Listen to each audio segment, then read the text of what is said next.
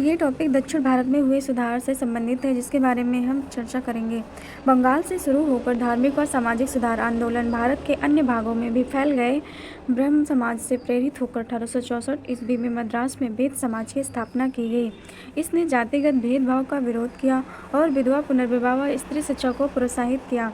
ब्रह्म समाज के समान वेद समाज ने भी अंधविश्वासों व हिंदू धर्म के रूढ़वादी रीति रिवाजों का विरोध किया और एक परम सत्ता में विश्वास व्यक्त किया। वेद समाज के सबसे प्रमुख नेता चेम्बेती श्रीधरालु नायडू थे। उन्होंने ब्रह्म समाज की पुस्तकों का तमिल और तेलुगु भाषा में अनुवाद किया। बाद में आंध्र प्रदेश, कर्नाटक व तमिलनाडु के कुछ शहरों में ब्रह्म समाज की शाखाएं स्थापित हुई और इसके तुरंत बाद प्रार्थना समाज की भी शाखाएं स्थापित हुई। इन दोनों समाजों ने मिलकर सामाजिक व धार्मिक सुधारों को प्रोत्साहित करने का कार्य किया।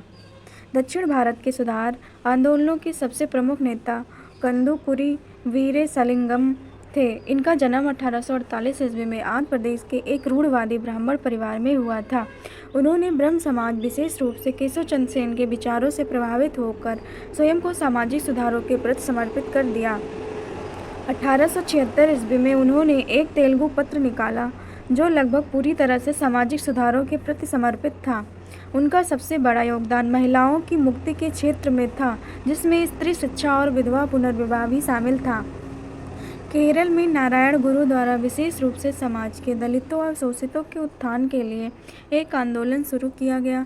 नारायण गुरु का जन्म 1854 ईस्वी में एक एजावा परिवार में हुआ था।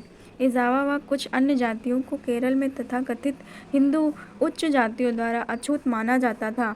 नारायण गुरु ने संस्कृत शिक्षा प्राप्त की और स्वयं के जीवन को एजावा व अन्य दलित लोगों के उत्थान के लिए समर्पित कर दिया।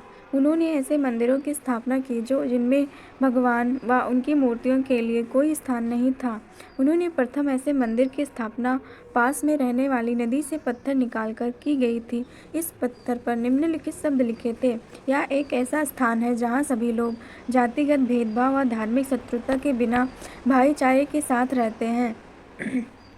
नारायण गुरु ने 1903 ईस्वी में नारायण धर्म परिपालन योगम की स्थापना की, जो सामाजिक सुधार के लिए एक महत्वपूर्ण संगठन बन गया।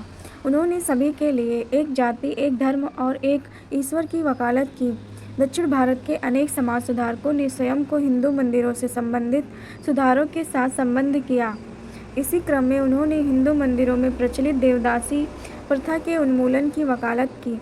उन्होंने यह मांग की कि मंदिरों की संपत्ति पर पुजारियों का अधिकार न होकर जनता का अधिकार होना चाहिए। बहुत से मंदिरों में तथाकथित निम्न जातियों को प्रवेश का अधिकार नहीं था। यहाँ तक कि मंदिरों से सटी हुई सड़कें भी उनके लिए प्रतिबंधित थी। सुधारकों ने मंदिर प्रवेश व मंदिरों से जुड़ी अन्य अनेक कुप्रथाओं को समाप्त करने के लिए सशक्त आंदोलन चलाया।